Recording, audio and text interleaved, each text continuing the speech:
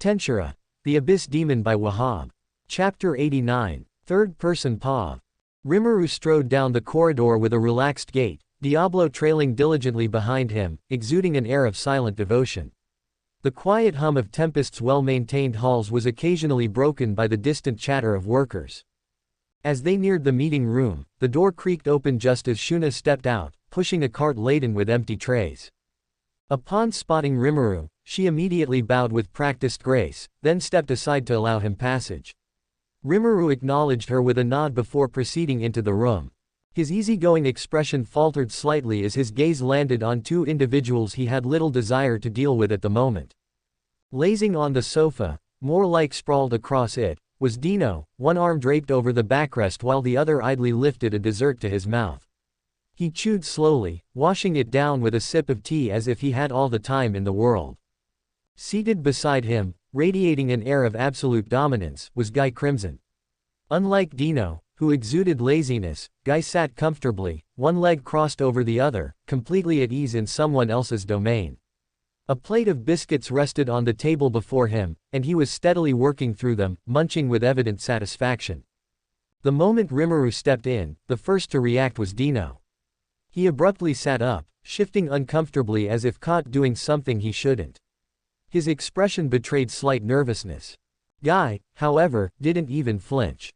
He merely tilted his head slightly, crimson eyes gleaming with amusement. "Yo, I'm back. And I brought a friend," Guy announced casually.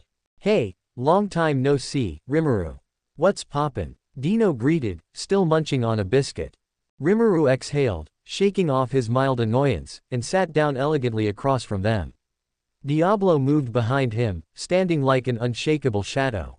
"I've been good," Rimuru responded, his tone neutral but curious. "To what do I owe this sudden visit?" Before Guy could answer, Dino's eyes widened as he turned to Diablo in shock. "Whoa, is that Noir? When did Noir start serving you?" Dino blurted out, mouth still full of biscuits. Rimuru's eyes twitched. "That's not the response I was looking for." Dino hesitated as if debating whether to speak, but a sharp, expectant glare from Guy quickly made up his mind. "He's having some difficulties, right?" Guy cut in nonchalantly. Dino sighed. "Well, in reality, Dagruel chased me out." Rimuru raised a brow. "I don't actually own a home or anything, so Dagruel took me in. Also, I'm broke," Dino admitted without the slightest trace of shame. Rimuru blinked. "I asked Guy for help, but he turned me down and instead brought me here," Dino added, turning to glare at Guy. Rimuru internally clicked his tongue. TCH, so Guy just pushed Dino onto me so he wouldn't have to deal with him. What does he take Tempest for? A shelter for freeloading demon lords. I remembered that Dagruel's sons were living here under your care, so I figured it was only fair that I got the same treatment, Dino continued, scratching the back of his head. Meanwhile, Guy completely ignored the conversation, still munching on biscuits, occasionally murmuring, "Oh, these are good." Dino suddenly leaned forward, clasping his hands together in a pleading gesture. "Please, Rimuru, do you want me to starve on the streets? Think about how long we go way back. Don't treat a friend like this. I know you're way nicer than Guy over here. Please, I'll be a citizen of this nation, so just let me work for you," Dino begged, eyes shimmering with fake desperation. Rimuru sighed, but then a mischievous grin stretched across his face. "All right, fine, but you'll have to work as well." Dino's face instantly fell. "What are you blabbing on about?" he asked, already sensing trouble. Rimuru's expression remained neutral, but a small vein twitched at his temple. "Even though it's a job, the responsibilities are extremely simple. I want you to be Ramirez's assistant." Dino recoiled as if struck. "Ramirez is working too." "Yeah, she's been helping out a lot. After all, everyone who lives in Tempest has to contribute. It's non-negotiable." Dino groaned, his shoulders sagging. "What the hell? That pixie used to be a total recluse in her maze. I thought she was one of us." "Oh well, that's the gist of it. Ramirez will brief you on your duties," Rimuru concluded, summoning a demon subordinate. With a quick telepathic message, he informed Ramirez of the new help he was sending her way. Dino sighed dramatically as he stood up. But before leaving, he snatched up the remaining plate of biscuits, stuffing them into his arms as if gathering provisions for a long, arduous journey. "Oh well, free food's still free food," he muttered, following the demon servant out. Now, only Rimuru, Guy, and Diablo remained in the room. A heavy silence lingered as Rimuru leaned back in his chair, his gaze locking onto Guy with a knowing look. "All right, spill it. What exactly are you here for?" Rimuru asked, folding his arms. "Because I know it's not for Dino's sake. You're not that nice." Guy stilled for a moment, then set his teacup down gently on the table. The playful gleam in his crimson eyes dimmed slightly, replaced with something far more serious. "First, let me ask you this," Guy began, his voice steady. "When the Empire invades, what will you do?" There wasn't a moment of hesitation. Rimuru's response was absolute, spoken with unwavering conviction and authority. "I will wipe them all out, down to the last soldier standing." A slow, knowing smile crept across Guy's face. "I thought as much."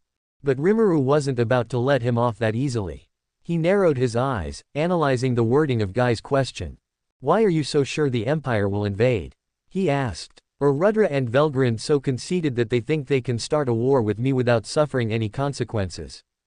Guy leaned back, crossing one leg over the other. "That's exactly what they're betting on." Rimuru raised a brow. "Now that I think about it, you've always seemed oddly interested in things involving the Empire.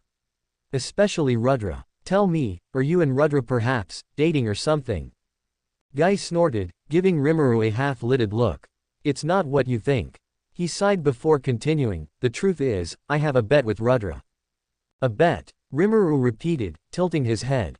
"Yeah." Guy nodded. "Rudra still has these crazy, idealistic ideas of his, and I want to give him a little reality check. So, we agreed on a rule. We'd never directly fight each other, but to use only the pieces we have on hand." Rimuru's expression darkened slightly. In other words, they'd be letting other people do the fighting, and whoever defeated all their opponent's pawns first wins. Rimuru exhaled slowly. "What kind of pieces are we talking about?" Guy's smirk widened. "The demon lords." Silence. Rimuru stared at Guy for a long moment before chuckling dryly. "Huh, I had a feeling you were up to no good when you pushed for Milam to become a demon lord back then." His voice was calm, but a faint edge crept into his tone. "You sure have guts, Guy. Roping all of us into your little game without telling us. I knew you'd take this better than the others," Guy said without an ounce of shame. Then, he leaned forward slightly, his playful smirk turning into something more calculating. "Now then, let me ask you for a favor, Rimuru." "TCH. Here it comes," Rimuru muttered. "I want you to do something about Rudra's pieces and help me win this bet." Rimuru frowned. "So, in other words, you want me to reduce Rudra's pawns to 0, without killing him?" "That's the idea," Guy confirmed. Rimuru leaned back, tapping his fingers on the armrest of his chair. "I can't make any promises, but first, let me ask you this." His golden eyes narrowed. "You were completely sure that the Empire would definitely invade Tempest. Why?" Guy leisurely leaned back in his seat, his piercing red eyes gleaming with amusement as he continued. "Well, the thing is," he began, his voice carrying a weight that only beings of his caliber could impose. Then, he laid it all out. Rudra wasn't just waging war, he was orchestrating a survival trial for his elites. He wanted them to experience utter defeat against an overwhelming force, forcing the strongest survivors to awaken through sheer desperation and willpower. This wasn't just a theory, history had already proven it worked. The failed Imperial expedition against Veldora centuries ago had produced a handful of awakened warriors, sages. Rudra wanted to replicate that on a much grander scale. But Rudra wasn't the only one playing this game. Guy had used a similar approach. To him, non-awakened beings were useless as pawns. That was why he never interfered in conflicts between demon lords. If one managed to survive and awaken, it only added another potential piece to his board. His entire strategy revolved around waiting for the perfect moment to tip the scales in his favor, ensuring that when he finally made his move, he would be in a position of absolute superiority. It was a game spanning generations, a grand battle of patience and strategy. For Guy and Rudra, it was entertainment, an elaborate test of strength and wit. For the rest of the world, it was an endless cycle of war and suffering. Guy smirked. And this time too, if even a few dozen soldiers survive an encounter with either you or Veldora, some of them are bound to awaken. I'm sure that's exactly what Rudra is expecting. Rimuru let out a dry chuckle, his golden eyes flashing with amusement. Rudra and Velgrind seem to be underestimating Veldora and I if they think they can pull through with this idea. If they strike first, I'll retaliate with greater force and animosity. And I can guarantee they won't like the outcome. Guy chuckled, pleased with that response. If you can take care of Rudra's pawns alone, that would be ideal. That phrasing made Rimuru pause. His gaze sharpened. You keep emphasizing that I should take care of only Rudra's pawns. Why? After all, Rudra is the one pulling the strings. Shouldn't he face the consequences of antagonizing me? Then, Rimuru's lips curled into a smirk. Oh, could it be that the infamous Red King actually cares for the Eastern Empire's emperor? Guy's expression didn't change, but Rimuru caught the subtle flicker in his eyes, just for a second. But Guy, ever the master of control, brushed it off with a smirk. Well, what do you say? Rimuru crossed his arms. Why exactly should I help you? What's in it for me? Guy chuckled. That's the thing, Rimuru. This war is inevitable. Whether you like it or not, you're already involved. Your nation stands directly in Rudra's path toward his so-called world unification. Rimuru exhaled. Damn it, he's right. At this point, there was no avoiding the conflict. Even if he refused Guy's request, the war would still come to Tempest's doorstep. Rimuru tapped his fingers against the chair's armrest before finally sighing. Fine, I'll deal with the situation as I see fit. Guy grinned, pleased with the answer. Good. He casually picked up another biscuit and resumed eating, acting as if they hadn't just discussed a war that would shape the fate of nations. Rimuru narrowed his eyes at Guy, sighing deeply. Aren't you leaving? Guy simply smirked, resting his chin on one hand. Oh, I also came for another reason. Rimuru raised an eyebrow. You promised me a sparring match the other day. So here I am. At that, Rimuru exhaled sharply, shaking his head. Of course you'd bring that up now. He could tell, Guy wasn't going to leave until he got what he wanted. There was no point in arguing. Rimuru stood up, stretching his arms as he gave the Demon Lord a tired yet amused look.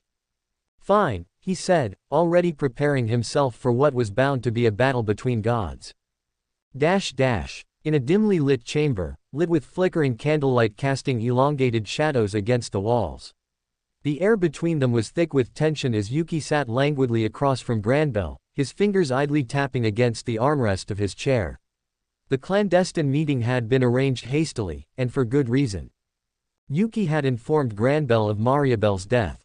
Mariabel attempted to dominate one of Demon Lord Rimuru's subordinate who had come as the representative of Jura Tempest Federation to the Western States Council Conference, and suffered a major defeat, losing her life in the process. Even though Yuki couldn't predict how Granbell would react, he remained calm. Now that Mariabel was out of the picture, he only had to worry about that being. With all these factors, Yuki no longer planned to hide his true nature and decided to confront Granbell directly. Granbell's face was unreadable, his crimson eyes narrowing ever so slightly. He leaned back, fingers interlocked. Is that so? Mariabel has died. His voice was low, measured. Yuki studied him closely, curious as to how he would react. Indeed, we are quite troubled as well. He spread his arms in mock helplessness. I was controlled by Mariabel, you know. Even though my association is a subsidiary to the council and is run from the council's funds, wouldn't that be a violation of our contract? Honestly, I could demand compensation from you guys for stripping me of my free will. Granbell, however, was uninterested in Yuki's theatrics. His tone grew sharp. What happened between Mariabel and this lady you spoke of? Yuki shrugged, feigning indifference. Honestly, I don't know. One moment I was being informed of what was going on, next moment everything went dark. Demon Lord Rimuru's subordinates are no joke, and that lady is especially dangerous. A deep sigh escaped Granbell as he closed his eyes. Silence lingered between them. I suppose that's it, then, he finally said, his voice barely above a whisper. Mariabel is dead. The hope of the Rossos has disappeared. His fingers tightened against the chair's armrest before he exhaled through his nose.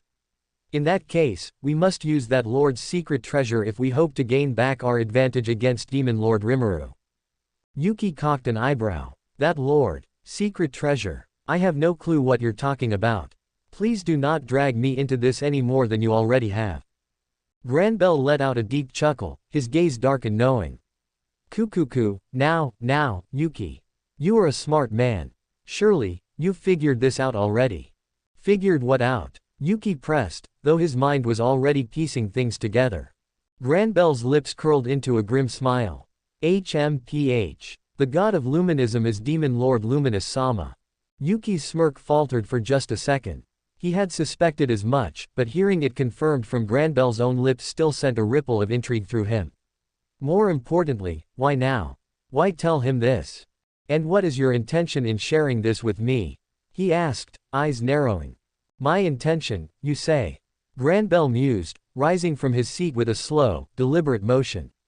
His expression darkened as he spoke. I am acknowledging you. Now that I've lost Mariabelle, there's no better candidate for us to entrust the task of safeguarding the Western nations and humanity's future than you. Yuki laughed at that, a sharp, cynical sound. What nonsense is this? Granbell's gaze hardened. Naive. Oh, how too naive you are. He took a step forward, towering over Yuki. We cannot entrust the future of humanity to the hands of a demon lord. That demon lord will make humanity fall and cast the world into chaos. Much blood will be spilled when that time comes. He has done it before, and he will do it again. That is the nature of the chaos creator. His voice dropped into a solemn whisper. Are you willing to stand by my side? No, humanity's side. Yuki leaned back, shaking his head with amusement. Ha ha ha, you want my help. Doing something so dangerous serves no purpose at all. I wish to maintain my relationship with. You fool. Granbell cut him off, his voice laced with frustration. Now that Mariabelle has died, we cannot afford to dally. Even if we let the Empire handle everything, all their higher-ups are overly mysterious. Even those merchants you associate with have little to no credibility. Yuki let out a soft hum. Who's the fool here? He mused internally. Unlike Granbell, Yuki never placed humanity as his priority. He didn't care what happened to human society, so long as he could achieve his own ambitions. But something did catch his attention, Granbell's mention of a secret treasure. Granbell didn't care about what Yuki was thinking and continued to try to rope Yuki in further. I'm not asking you to believe me, but we can form a temporary alliance and fight together. What's in it for me? Yuki asked bluntly. If he was going to directly antagonize Demon Lord Rimuru, the reward had to be worth it. I can give you Luminous Sama's secret treasure. And the treasure is the strongest hero in history. Granbell said, letting his words sink in. Quote exclamation mark exclamation mark exclamation mark quote. The revelation came all too suddenly, and Yuki couldn't ignore it. From what I've gathered, that person is known as the strongest hero. It is even rumored that the hero challenged the Storm Dragon and returned alive. I never had the opportunity to make direct contact. However, the person is being protected by Luminous Sama in the Holy Ark. Granbell explained. A demon lord protecting a hero. What kind of joke is that? Yuki commented, still skeptical. Don't be so quick to judge. I was confused at first, but every few hundred years a great war would occur, and I personally witnessed that person in action, a supreme existence capable of eliminating all monsters. Is this person stronger than you in your prime? Yuki asked curious. I was nowhere near it. Granbell stated honestly. Yuki could tell that Granbell spoke the truth. Moreover, he also had a hypothesis as to why this particular hero left Shizuizawa behind. That hero is probably restricted by something, maybe a limited lifespan. No, the reason doesn't matter. If I can take the Ark from Luminous, I could control the strongest pawn. Thought Yuki. Granbell's mention of this ultimate weapon implied that the hero was under the control of Luminous. Luminous must have used some sort of spell to control the hero. In that case, if Yuki can crack that spell. Interesting, he muttered. But I'm not naive enough to take your word for it. Granbell chuckled again. I thought as much. I have a proposal. His eyes gleamed with calculated intent. I shall lead the attack and create a distraction inside the Grand Cathedral. It will definitely plunge Luminous Sama's headquarters into chaos, giving you the opportunity to steal the Ark. Yuki narrowed his eyes. Too good to be true. What do you get out of this? He asked, his voice suddenly cold. Isn't Demon Lord Luminous your master? Are you willing to avenge Mariabel even at the cost of betraying Luminous? Granbell's smile vanished. A shadow crossed his face as he stared at Yuki with an intensity that made even the ever-calculating manipulator pause for a moment. Of course, he answered, his voice like steel. I used to be on good terms with Luminous-sama, but now she has abandoned me. At the end of the day, our relationship was only maintained because of her agreement to never antagonize humanity. If she is to collaborate with Demon Lord Rimuru Tempest. His expression darkened. Then Luminous-sama, no, Demon Lord Luminous is nothing more than my enemy. For the first time that night, Yuki felt a shift in the air.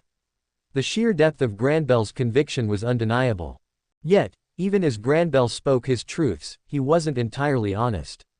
Granbell had no intention of letting Yuki take control of the strongest hero. No, he needed her to defend humanity against the Chaos Creator.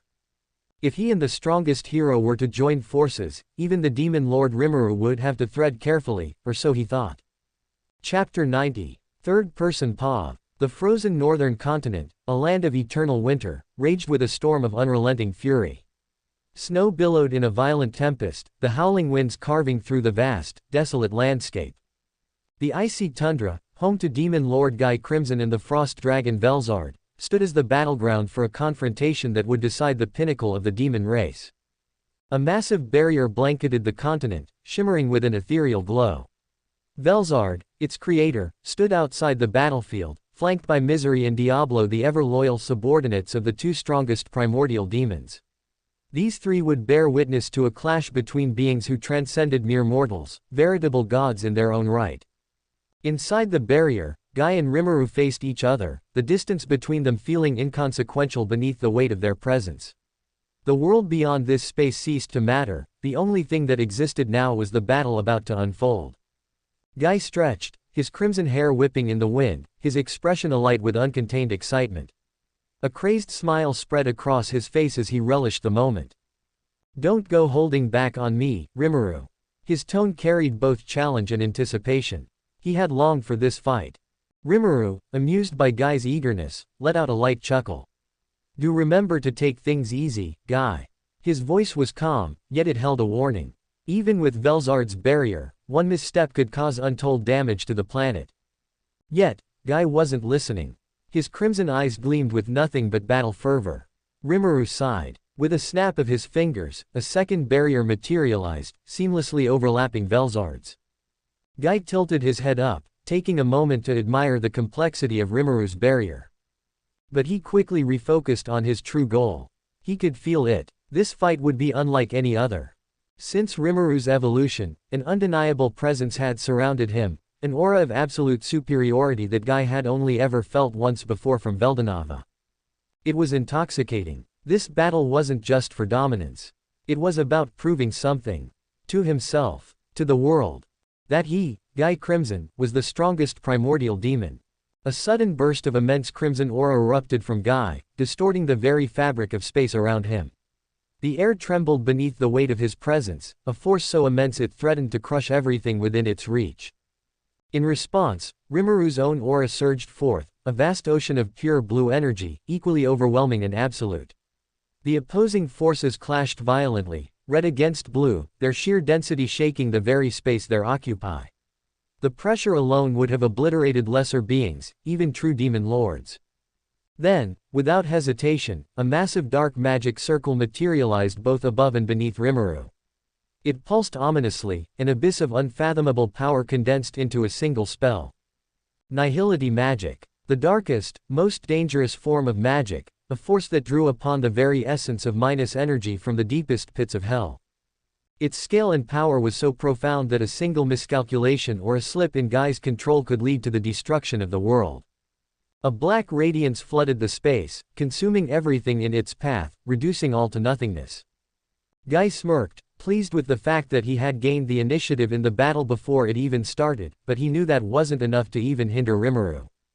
Sure enough, when the darkness receded, Rimuru stood unharmed, completely untouched, unmoved. Guy's eyes narrowed as he noticed something peculiar. Rimuru's energy hadn't even been reduced one bit despite the huge amount of minus energy he evoked into his spell. It was as if the spell had never even been cast. Don't tell me. Understanding dawned. Rimuru throughout his long life has been exposed to most forms of magic and has such adapted and had long transcended the fundamental laws that governed magic.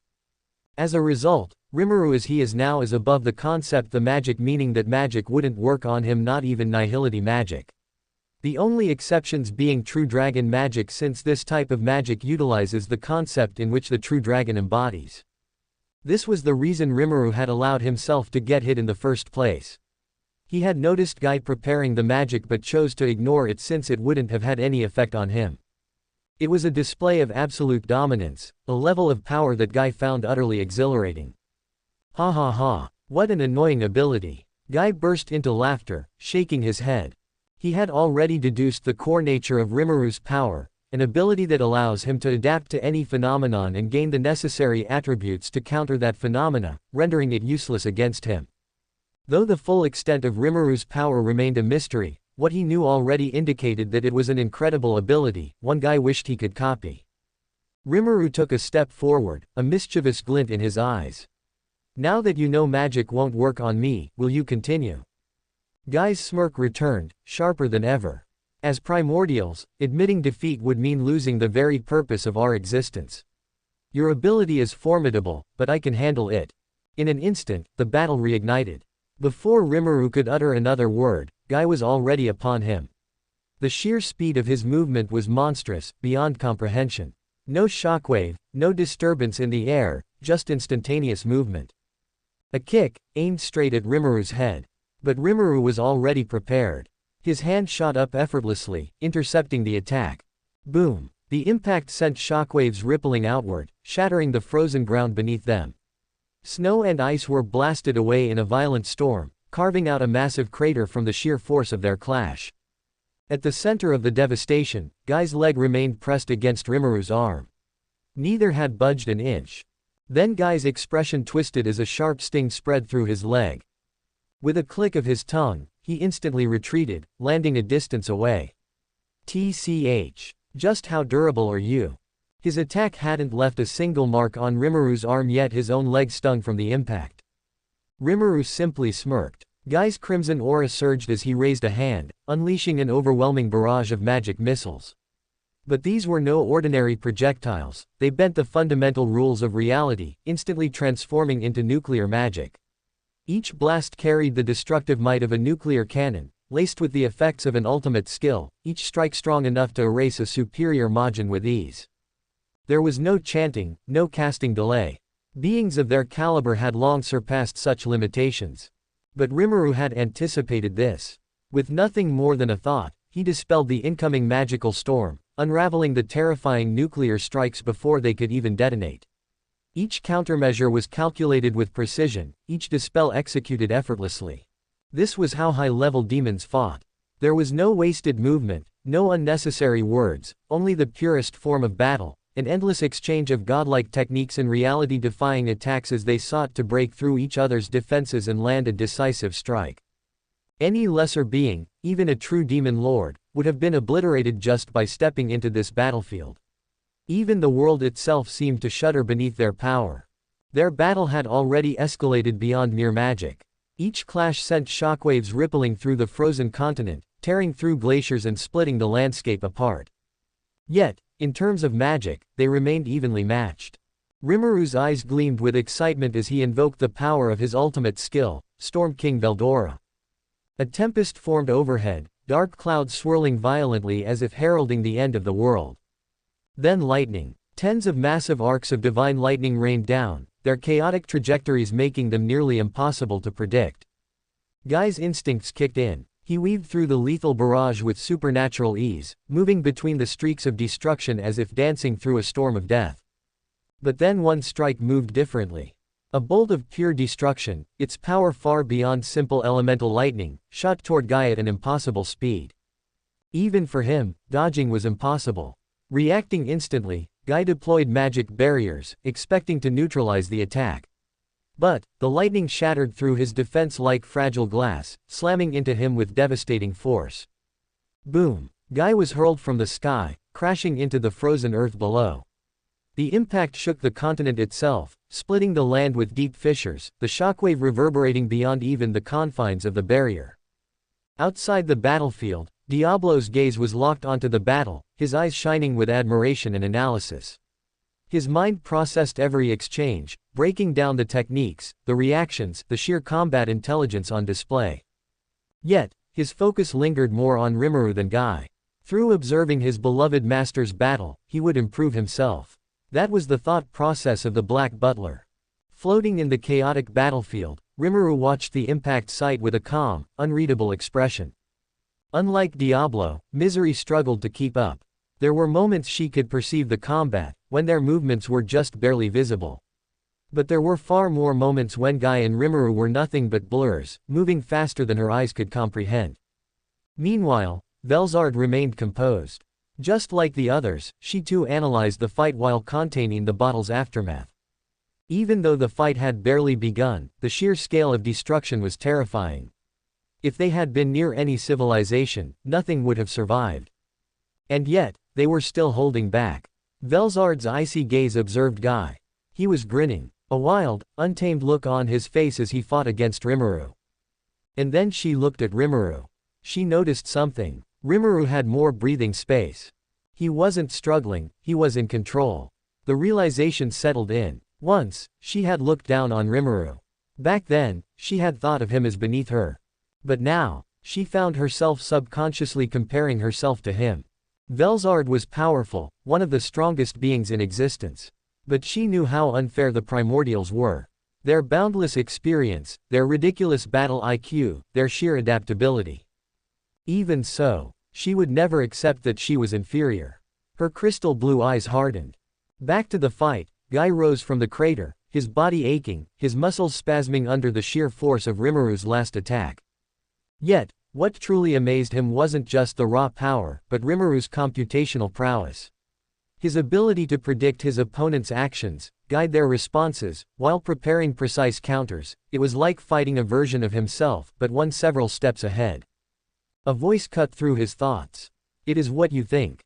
Don't act surprised. Rimuru's tone was calm, almost amused as he slowly descended to the ground, his ethereal aura rippling through the frozen air. I was named by Veldora, after all. And let me tell you, Veldora's power as a true dragon goes way beyond just his elemental affinity for wind, water, and space. Guy clicked his tongue, fully understanding what Rimuru meant. Hey, the power of the true dragons is always a pain in the ass. His crimson aura erupted once more, reinforcing his body, amplifying his physical capabilities to their very limits. Taking a stance, he prepared himself for the next round. Rimuru smirked. Tell me about it. Taking his own stance, his eyes gleamed with excitement. In the next instant, they vanished. Their forms blurred out of existence, reappearing in the exact center, their fists drawn back. It was overwhelmingly fast, with no disturbance felt in the air. With magic, it is easy to travel faster than the speed of sound without creating a shockwave. Such a technique is as easy as breathing for demons of their caliber. A devastating shockwave erupted as their fists collided, tearing apart the terrain, obliterating everything in a massive radius. Both fighters duked it out, displaying their terrifying combat prowess. With precise timing and accuracy, they blocked or parried one another's attacks, trying to shift their opponent's center of gravity, then trying to launch a counter-offensive within the same second, all at terrifying speed. They are a blur of motion as they shift within the space. Every strike was calculated, every movement, flawless. Every exchange a testament to their godly martial prowess. Guy and Rimuru fought at speeds dozens of times greater than sound, their movements turning into nothing but shadows and blurs as they shifted positions within the battlefield. Every blow was met with a block, every counter was answered within the same second. They weren't just fighting, they were proving, dismantling, and adapting. Such is the way of battle between transcendent beings. Yet, despite their equal skill, one undeniable truth became clearer as time passed. Rimuru's overwhelming power. His blows are heavy. Guy barely parried another strike, his arms trembling under the force. The sheer weight behind Rimuru's attacks was beyond anything he had faced before. Rimuru wasn't just skilled, he was stronger. Not in technique, but in raw physical force. And he was using it masterfully. Each time their attacks clashed, Guy was the one pushed back. Each time they exchanged blows, his body bore the brunt of the damage. Rimuru wasn't just fighting evenly, he was dominating. Just as Guy moved to parry another punch to his face, Rimuru's speed abruptly increased, the trajectory of his blow shifted within a fraction of a second. Guy's instinct screamed at him, but he wasn't fast enough. The strike was aimed at his abdomen instead. Guy saw it coming, a testament to his godly processing speed, but his body couldn't keep up. Desperate, he hastily deployed multiple layered magic barriers around himself. But something changed. Rimuru's fist crackled with blue-purple lightning. A chill ran down Guy's spine. He knew that wasn't normal lightning. His mind raced, his instinct screamed. In a moment of quick thinking, he twisted his body, repositioning his arm to take the brunt of the attack. It was the best he could do. Boom! Rimuru's fist connected. A devastating discharge of blue-purple lightning erupted, the sheer force of the impact blasting Guy away. His arm disintegrated instantly. The force of the attack tore through the landscape, shattering the frozen ground and leaving deep trenches in the ice as Guy's body slid backward uncontrollably. Shit! Even as his body skidded across the battlefield, Guy didn't waste a second. He forced his body to regenerate his arm, crimson energy rapidly reconstructing the lost limb. But it was too slow. By the time his arm was halfway regenerated, Rimuru was already there. Boom! A devastating punch collided with his ribs. Before he could recover, another punch, then another, then another. It was a relentless flurry of attacks, each blow carrying an absurd amount of force, completely overwhelming his attempts to regain control of the battle. Guy's body shook, he didn't have breathing room. Each impact sent him reeling, his mind struggling to process how fast and precise Rimuru's movements were. He had never been manhandled like this before. But he wasn't done yet. Just as Rimuru threw another hook, Guy vanished. An exceptional use of spatial transfer. Beings who have great computational abilities could pull something of this magnitude off. Rimuru's eyes widened. Notice. Attack incoming. His instincts flared as he spun around. Guy was already there. His arm outstretched, just inches from Rimuru's face. At its center, a colossal amount of minus energy condensed into a single, tiny sphere, no larger than an egg. Guy flicked his finger. At point-blank range, the sphere shot forward, crashing into Rimuru's face. And then, boom! The world erupted in chaos. A blinding dark light expanded outward in an instant, engulfing Rimuru in an unfathomable explosion. The sheer force of the detonation was unprecedented. The very barrier that contained their battle, the one that withstood countless clashes before, shattered. Like fragile glass, it fractured and collapsed within seconds, unable to contain the destructive force unleashed. The shockwave tore through the frozen continent, causing earthquakes that sent massive glaciers tumbling into the sea. Velzard reacted immediately, her power surging as she erected another barrier, this time reinforcing it with her power. The battlefield, once left shaken, was now contained again. But what mattered now was whether Rimuru survived. All eyes locked onto the aftermath of the explosion, the lingering darkness twisting violently before finally dissipating. Then, out of the chaos, Rimuru emerged. Completely unharmed.